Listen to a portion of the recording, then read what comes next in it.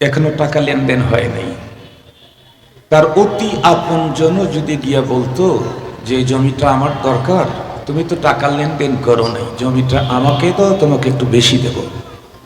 বলেন তো দেখি, আমাদের মুরব্বী যারা ছিলেন কয়েকটা টাকা বেশি পাওয়ার এই লালসায় কোনোদিন আগের লোককে যাকে ওয়াদা দিয়েছিল তাকে কখনো বঞ্চিত করেছে কি? একটা কথা তাদের ছিল, আমি জবান দিয়েছি, টাকা সে দিয়েছে না দেয় নাই এটা না, আমি তো জবান দিয়েছি। এবং একটা সময় আপনারা আমার চাইতে ভালো বলতে পারবেন, এখন তো দলিলে কত কিছু অমুক তমুক এই সেই, এরপরে আবার ফিঙ্গার, তারপরে কত কিছু, এরপরেও 2 নম্বরই 3 নম্বরই। আর একটা সময় তো শুধু এই ইসের উপরে শুধু নাকি এরকম করে একটা করে দাগ দেয়া থাকতো, একটা লম্বা রেখা টানানো থাকতো। জীবনেও কোনোদিন সে তো দাবি করে নাই, তার পরবর্তী প্রজন্ম দাবি করে নাই।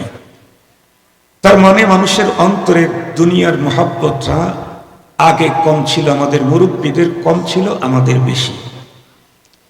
আমাদের অন্তরে, আমাদের কাছে এখন টাকার প্রতি যেই পরিমাণে লিপ্সা আছে, নেকির প্রতি কিন্তু আমাদের তেমন কোনো লিপ্সা নাই। এটা আমাকে আপনাকে মানতেই হবে। তার জ্বলন্ত প্রমাণ আমাদের এই সময়ে বাংলাদেশের বর্তমান ইন্টারিম চিফ যিনি আছেন, উনি যদি আমাকে দিয়ে ঘোষণা দেন যে হুজুর আপনি তো মাহফিলে গেছেন, এই গ্রামের লোক রাত্রি 3:30 বাজে ওই আমাদের একটা থানা আছে না ওইদিকে,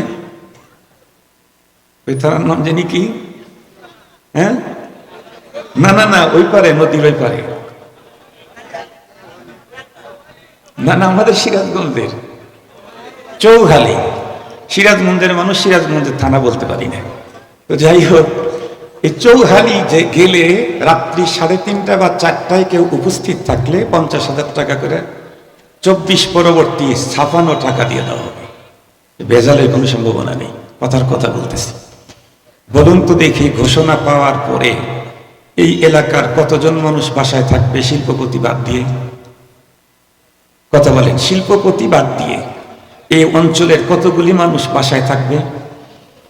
আর যদি বলা হয় যে মাথা দেখাইলেই 50,000, তাহলে কত মানুষ মানে সারা জীবন তো টাকায় ভেজাল সন্তান নিয়ে দাঁড় করাই দেবে, বলবে যে এটা আমার ছেলে, এটা আমার মেয়ে, বলবে কিনা? কথা বলেন, বলবে।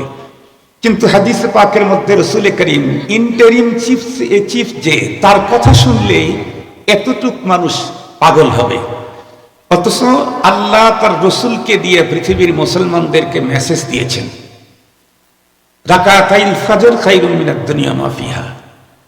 ফজরের 2 রাকাত ফরজ নামাজ না, ফজরের 2 রাকাত সুন্নত নামাজ যথাসময়ে যথা নিয়মে যদি কেউ আদায় করে, তাহলে পৃথিবী এবং পৃথিবীর ভিতরে যত সম্পদ আছে সবগুলির মালিক যদি এক ব্যক্তি হয়, আর সমস্ত সম্পদ যদি আল্লাহর সন্তুষ্টি অর্জনে বিলিয়ে দেয়, এই লোকের নেকির পরিমাণ কি হবে?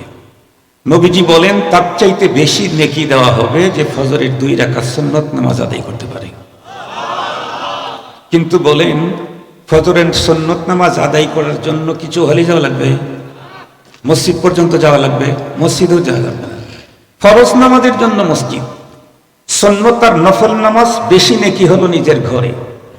নিজের ঘরে যেখানে শুয়েছিল সেখানে একটা শুধু মুসাল্লা বিছায়া দিবে, ওযু করবে, নামাজ শুরু করবে, মাত্র 2 রাকাত।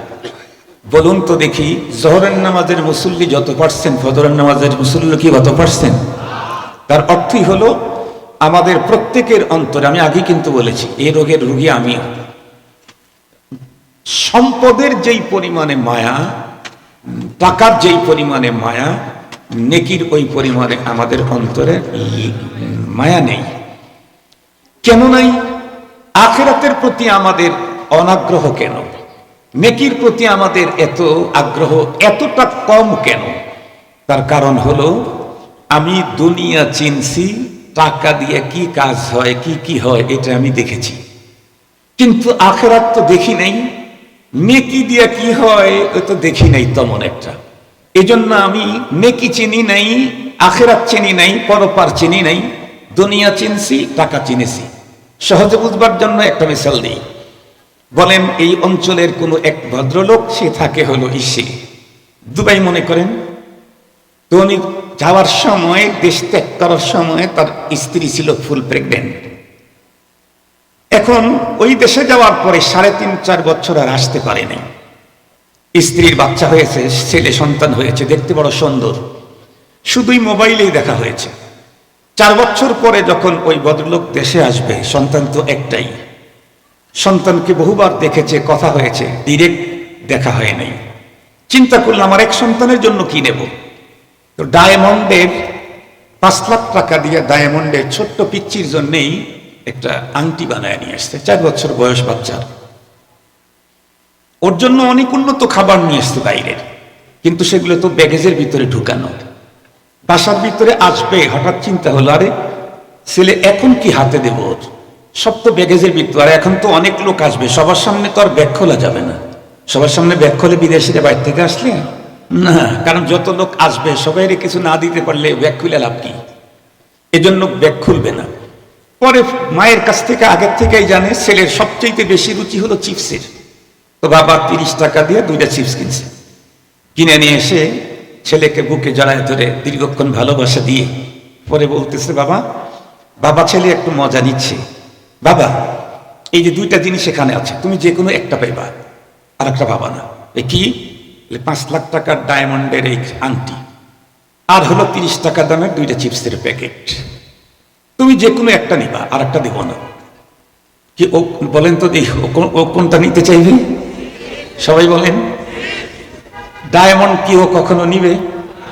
ছেলে যখন 30 টাকা দামের চিপস চয়েস করছে, বাবা তখন চোখ রাঙ্গায় বলতেছে, পাগল ছেলে, 5 লাখ টাকা দামের ডায়মন্ড বাদ দিয়ে তুমি 30 টাকা দামের চিপস চয়েস করছো। এই বলে ওর হাত থেকে যদি চিপসটা টেনে নিয়ে ওর হাতে যদি এই আংটিটা যদি ওর হাতে পরাইয়া দেয়, ওই ছেলে তার হাত এই আংটি কতক্ষণ